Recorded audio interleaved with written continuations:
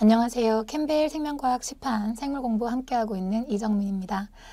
자, 이제 20장 우리 오늘 유전체 진화 부분 앞두고 있는데요. 끔찍한 이야기 하나가 오늘 끝납니다. 자, 이 20장 부분까지 해서 여러분들 메이오시스부터 시작했었습니다. 이 생식과 관련되어 있는 유전 이야기. 그래서 감수분열을 통해서 유전자가 부모에게서 자손으로 넘어가고 그 유전자들이 이제 발현되는 과정에서 DNA 복제가 어떻게 이루어지고 DNA 정보를 가지고 단백질을 어떻게 만들며 그 단백질을 만드는 과정이 어떻게 조절이 될 것이며 그 조절되는 걸 우리가 기술적으로 어떻게 활용을 하고 있는지에 대한 큰 얘기가 오늘 20장에서 마무리가 되게 됩니다. 굉장히 거대한 사실은 분자생물학에 대한 이야기 오늘 마무리하는 방언인데요. 마지막 부분에서는 우리 앞에서 연구했었던 그 유전자와 관련해서 오늘날 현재가 우리가 얼마만큼 유전자에 대한 걸 알아냈는지 대단하구나 라는 생각을 하실 수 있으면 되는 부분인데요. 근데 이 과정에서 이제 우리가 좀 알아야 되는 분자적인 관점의 학습 내용이 있어서 같이 한번 훑어보려고 합니다.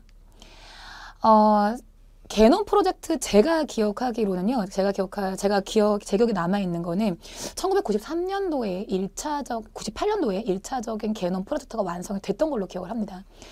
유전자를 잘 모르시는, 유전학을 잘 모르시는 분들도 휴먼 게놈 프로젝트라고 얘기를 하면 그런 게 있었어. 이거 뭔가 사람의 유전자를 분석하는 데 굉장히 중요한 사업이었어.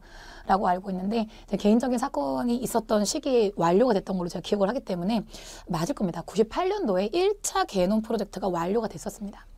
이 휴먼 게놈 프로젝트 1차 프로젝트 사업의 목표는 그거였죠. 이 사람이 가지고 있는 1번부터 23번까지 이제 정확하게는 22번까지 상형 색채하고 여성의 XX, 남성의 Y형 색채 그것들이 어떤 DNA 시퀀스 서열을 갖고 있는지를 분석하겠다. 그게 1차적인 목표였습니다. 그래서 90년도에 이제 이 사업을 도입을 해서 여기 지금 이 방법들이 나와 있는 것이 보시면 알겠지만 우리 배웠던 거잖아요. 디디옥시 사슬 종결법이라거나 내지는 이제 최근에 발달된 기술을 우리 앞에서 배웠었는데 그 방법도 전부 다 뭐 하는 거였냐면 DNA 서열들을 분석하는 방법이었어요. 이 시기에는 그것도 감지석제했던 겁니다. 그래서 한 8년 정도 걸려서 사람이 가지고 있는 1번 염색체부터 이제 그 성염색체까지 어떤 서열을 갖고 있는지 분석을 하고자 했던 게 이제 1차 게놈 프로젝트였고요.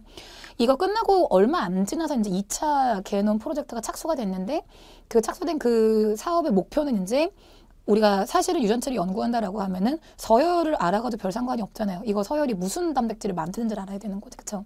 그래서 이제 이 유전자들이 어떤 역할을 하는지 어디부터 어디까지가 유의미한 정보고 이게 어떤 단백질을 암호화하는지 단백질을 암호화하는 게 아니라고 한다면 이게 무슨 역할을 하는 건지 그거 알아내는 사업이 이제 2차였던 건데 제가 알기로 2차는 아직 종결이 안 된 걸로 알고 있습니다. 그래서 1차 같은 경우는 일단 시퀀싱을 하고요. 첫 번째부터 시퀀싱이었고 그리고 이제 그 시퀀싱 된 걸 토대로 해서 뭐가 무슨 역할을 하는 건지 모른다고 하더라도 인간이 가지고 있는 유의미한 유전자가 몇 개쯤 되겠느냐.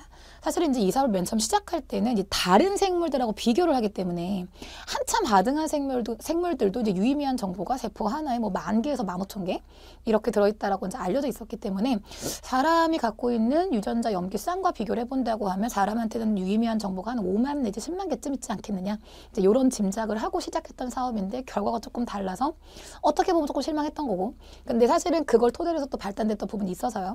그래서 현재 이제 유전체 사업 같은 경우에는 가장 핵심이 초반의 핵심 사업은 뭐였냐면 염기 서열을 분석하는 게 중요했기 때문에 이 염기 서열을 어떻게 하면 좀 빨리 할 수 있나 이게 사실은 관건이었던 겁니다.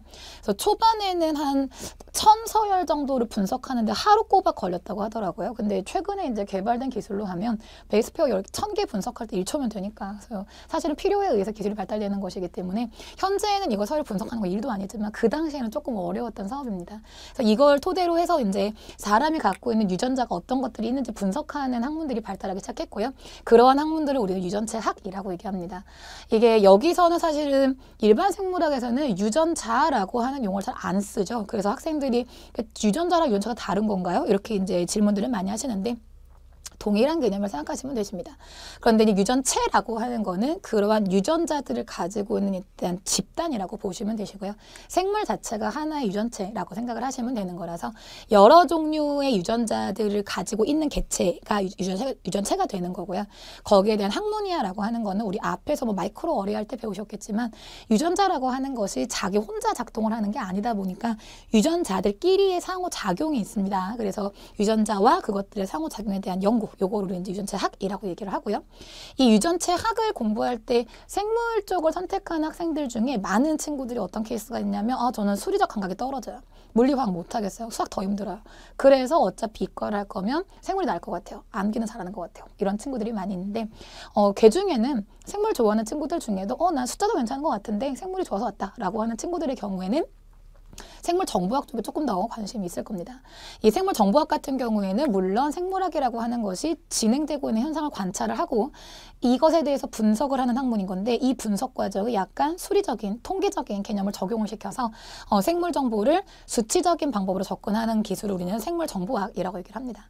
그래서 현재 우리는 일단은 시퀀싱 분석하는 기술을 기반으로 해서 이 유전체들을 연구하는 다양한 기술들이 발달이 되고 있는 중이고요.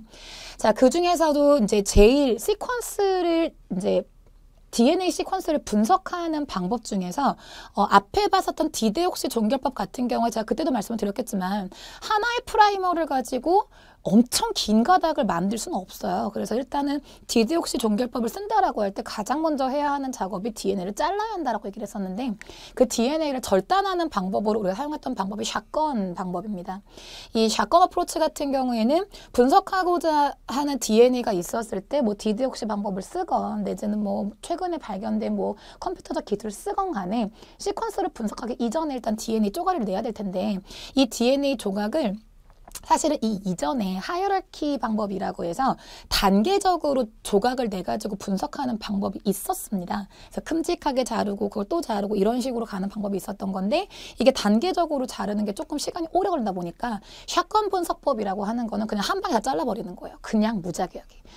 무작위게 다 잘라낸 다음에 일단 쪼가리들의 염기서열을 분석을 합니다. 염기서열 분석을 하면 이런 식으로 뭐 이쪽이 5' 말단일 거고 3' 말단이겠죠. 이렇게 이제 말단에 따라서 서열이 나오게 되면 여러분들 퍼즐 좋아하세요? 퍼즐, 일종의 퍼즐 맞추기를 하시는 건데 요렇게 서열이 나온 걸 보니까 이쪽 서열의 뒷부분하고 가운데 서열 앞부분이 겹치는 것 같다. 그러면은 요 쪼가리하고 이 쪼가리가 이렇게 연결되는 건가 보다. 이런 식으로 시퀀스를 분석을 한 다음에 조각 맞추기를 하는 거죠. 이 방법을 통해서 이제 서열을 분석하는 이 방법으로 이제 샷건 접근법이라고 얘기합니다. DNA 접근을 할 때 어떻게 했는지를 의미하는 거고요. 그래서 이 샷건 방법이 DNA 분석하는 하나의 방법이다라고 한다면 사실은 또 하나의 방법은 앞에 보셨던 이 디데옥시 방법도 물론 마찬가지겠지만 이제 알고 있는 시퀀스가 있었을 때 거기에 상보적으로 결합하는 핵산을 합성을 해서 이걸 뭐 PCR을 한다거나 하는 방법으로 분석하는 방법도 있고요. 최근에 와서 발달되고 있는 분야 중에 하나가 메타지노믹스라고 해서 이 한 생물이 가지고 있는 DNA의 서열을 이제 환경적으로 분석을 하는 방법, 요걸 이제 메타지노시스라고 얘기를 하고요. 그래서 현재 우리가 유전체를 발달시키는 방법이 여러 가지 방법을 통해서 이게 뭐 이걸 써도 되고 저거 써도 된다기보다는 이제 어떤 유전체가 있다라고 한다면 그 유전체를 분석할 때 적합한 방법이 있기 때문에 거기에 적합한 방법을 쓰는 거고 사람 거 분석할 때는 샷건 방법이 제일 적합한 방법이었습니다.